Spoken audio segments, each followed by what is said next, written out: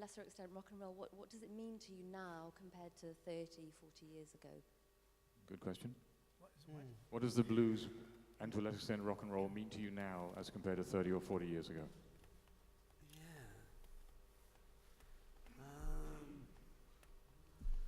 Well, the very early blues and rock and roll rockabilly say that I accessed in my sort of early teens. I mean, I can still put that music on and really get excited by it now, still. Except that, you know, along the way from those days, and I think for each and every one of us, our taste became more eclectic across the board. But obviously, certainly from my point of view, that music that I heard when I was like 12, 13, that really seduced me, you know, it did a good job when it seduced me.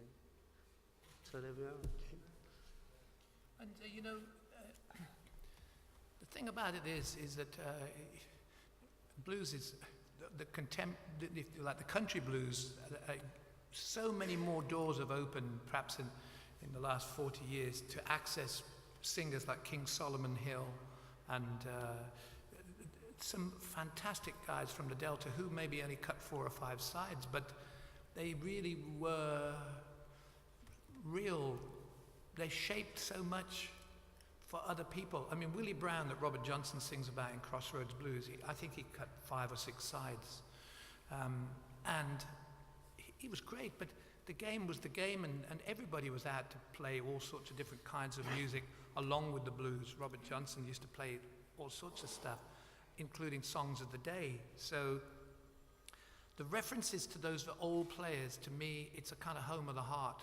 I really still feel moved by what their lives and their worlds and their aspirations might have been. And it's untouchable, really, because they came from, like we do, they came from another time.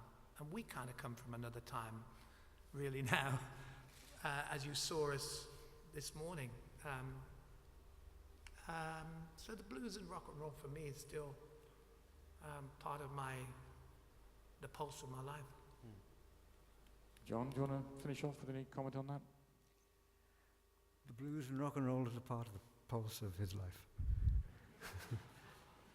I love it too. All right, so thank